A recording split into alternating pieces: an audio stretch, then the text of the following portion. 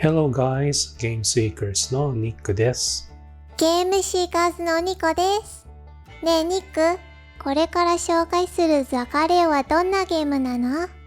カレーじゃないよニコ。発音は The Quarry。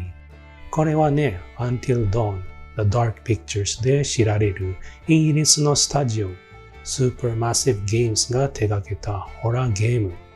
実は面白そうと思って、いざプレイすると、ストーリーや登場人物にあまり興味を持てなかった。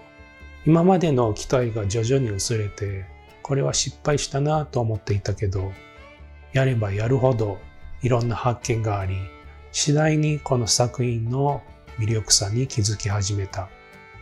それはメインストーリーや登場人物ではなく、本編に登場する狼男の歴史的背景にある。歴史的背景？そもそも狼男は本当にいるの？そう、彼らは本当に実在していたのか、あるいはただのおとぎ話に出てくる怪物に過ぎないのか。ダクワリの世界に繰り込まれた神話やその歴史的背景を調べていくうちに想像していたほど奥が深い。ということで簡単なストーリー解説をしてからこの作品の歴史的背景に飛び込みたいと思います。ネタバレなど含まれますので視聴する際はご注意ください。まずは The Quarry のストーリーから一緒に見ていきましょう。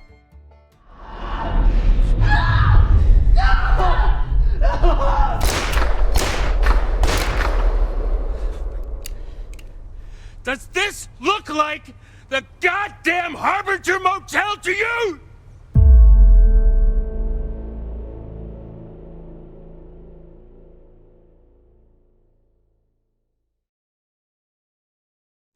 ザ・クワリはニューヨーク州北部の人里離れた田舎にあるハーケッツ・クワリ・キャンプで子供たちを見送った後、大人もルールもないキャンプ場で最後の夏パーティーを開く9人の若いカウンセラーたちの物語から始まります。カウンセラーって何？カウンセラーはね、この場合はキャンプ指導員だね。簡単に言えば、キャンプ場の子供たち、または参加者を指導したり、プログラムなどを仕切る人のことだね。なるほど。毎日厳しいトレーニングをして戦争に行く準備をするんだね。ニコ、それはブートキャンプだよ。今紹介しているのは自然の中で交流する一般的なキャンプだよ。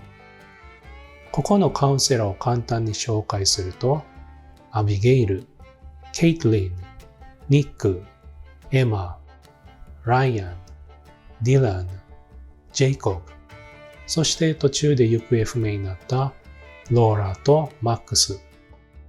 そして僕のお気に入りカウンセラーはアビちゃん。アビちゃんかわいいな。胸が大きいからね。誰もそんなこと言ってないよ、ニコ。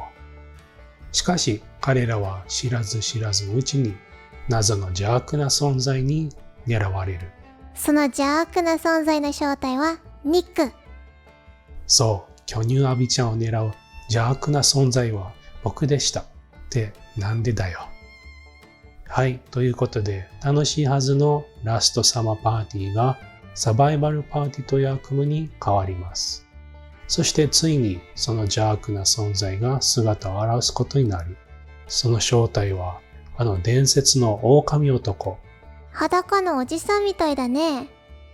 まあ確かに裸に見えるけど、これは一応狼男だよ。あれ？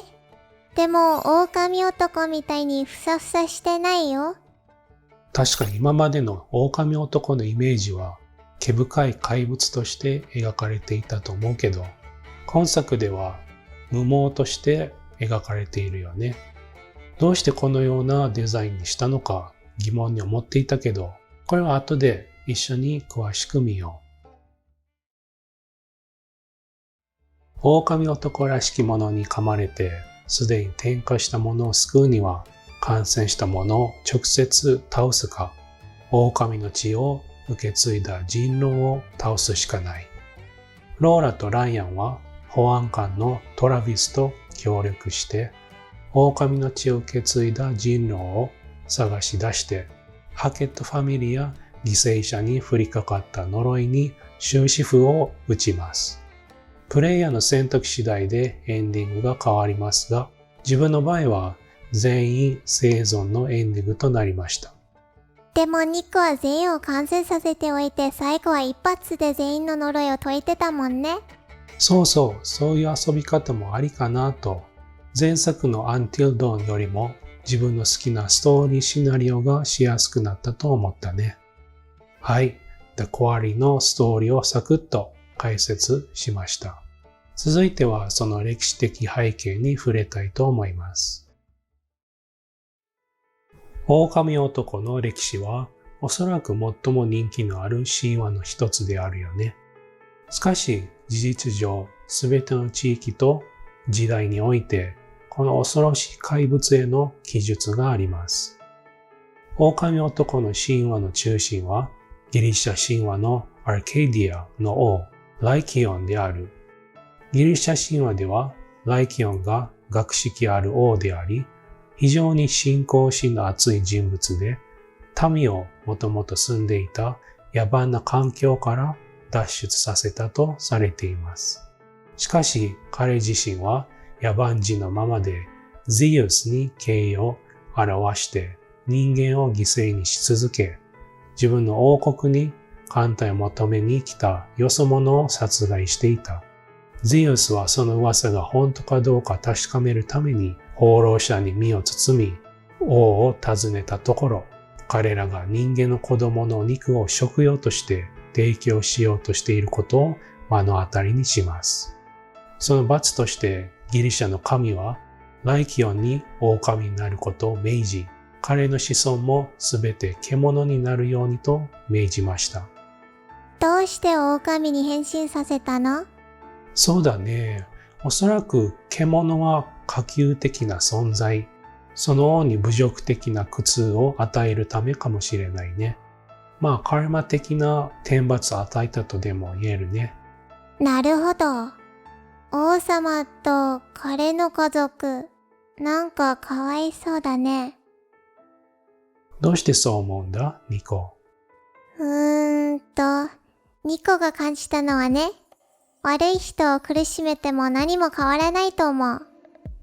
優しくして正しいことを教えれば悪い人もいい人に変わると思う。そう考えれば確かにそうだね。心を水に例えれば、汚れた水にさらに汚れた水を注いでも何も変わらない。ますます汚れるだけ。でも汚れた水にきれいな水を注ぎ続ければ、いずれはきれいな水に変わるということだね。どうして神様は人を痛みつけるの？そもそも神話などに登場する神という存在は人間が作り上げた架空の存在。本来形のないものを分かりやすくするために擬人的に描かれたイメージに過ぎない。天使や悪魔などのようにね。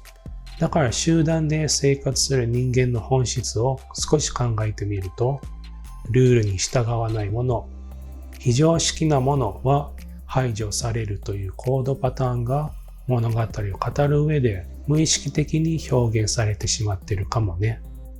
つまり人間の創造の神様だから人間と同じ考え方や同じ行動になるんだね。簡単に言えばそういうことだね。もちろんこの世には私たちを見守る説明しがたい見えない力が存在しているのは確かだけどね。ただ人間が想像するようなものじゃない。話を戻そう。狼男の起源にも様々なバージョンがあります。これもやはり人間の住む環境によって変わってきます。例えばハイチでは狼男は何にでも植物にでも変身できる能力を持ち、ルーペガルーと呼ばれています。アイスランドでは狼男は食べるたびに力を得ています。アフリカではハイエナ男やヒョウ男が今でも信じられています。インドでは男性の敵であるトラは人間に化けて男性を引きつけることができると考えられています。中南米ではジャガー、オトロンゴス、ピューマなど、その大陸で最も恐れられている獣に関連した虎男の伝説が今日まで多く残っています。実は今でも多くの人が狼男などの獣の存在を信じており、彼らを倒す方法はただ一つ、銀の弾丸で正確に撃ち抜くことである。どうして銀の玉じゃないとダメなの？確かになぜ銀の玉限定なのだろうか疑問に思った人もいると思います。この神話の起源は伝説の多い暗黒の時代である中世に遡らなければならない。鏡は当時銀とガラスで作られ高級品でありました。アメリカ大陸発見以前は銀は金よりはるかに入手が困難でありました。鏡がいかに高価なものであるかを示すために鏡を割ると7年間不運に見舞われると言われていました。銀は錬金術師の原料であり、恐怖を追い払い、好ましい運命を呼び起こすための純粋な元素でありました。銀はロザリオや十字架など地上と精霊の宇宙を結ぶあらゆる聖なるものに使われていました。このように存在するものと存在しないものの中間に位置する存在、人の形をした恐怖と狼の獰猛さに終止符を打つには銀の力が必要と信じられていました。それは神聖な銀の玉の力によってのみ可能であります。狼男の神話は迷信が蔓延し、キリスト教の悪魔と結びついたことからヨーロッパでは中世にピークを迎えました。狼男の伝説がいつ生まれたのか正確には誰も知らない。彼らの伝説は人類と同じくらい古い迷信であり、様々な病的現象の現れとして記録されたと言われています。この信仰を科学的に説明すると、通常は狂犬病などの病気と関係があります。多毛症、ポルフィリン症、また自分が動物に変身できると信じる精神疾患として臨床的ライカンスロープ症が知られています。この神話はいくつかの症状に当てはまる他の病気とも関連しており、残りは農村環境での集団ヒステリーによく似た味付けがされています。いずれの場合も神話の伝統的な解釈は何らかの自然あるいは社会的常識の侵害に重ねて考えられているみたいだね。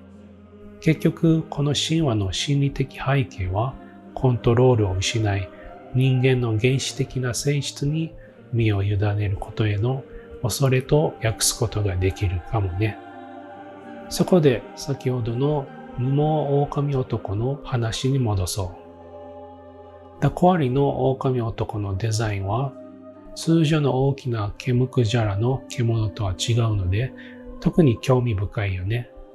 毛のない血の気の多い狼男を描くためにいくつかの表現技法が駆使されている。満月になると感染者の皮膚が体から弾け、血しぶきが飛び散るように表現されています。皮を剥がれた怪物は朝まで獲物を探し続けます。夜明けにもう一度自分の皮膚が破裂すると感染者の正常な体に戻っています。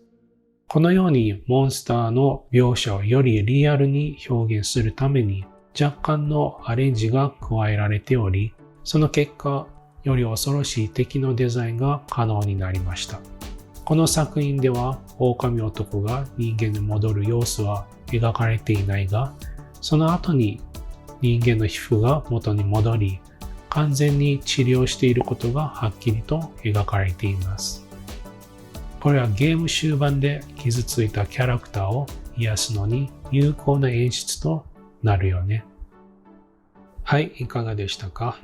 こうして狼男の歴史を知ることで、ダコアリは映像面でも物語面でも正当な作品であると再認識することができます。すべての決断は重要であり、物語の終わりまで様々なジャンプスケアを楽しむことができます。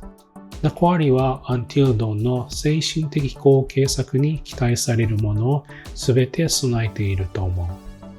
このようなインタラクティブムービーなジャンルが好きなホラー映画ファンならプレイすることをお勧めします。はい、最後までのご視聴 Thank you very much。 The Game Seekers へのチャンネル登録、高評価もよろしくお願いします。ニコ、その耳どうした？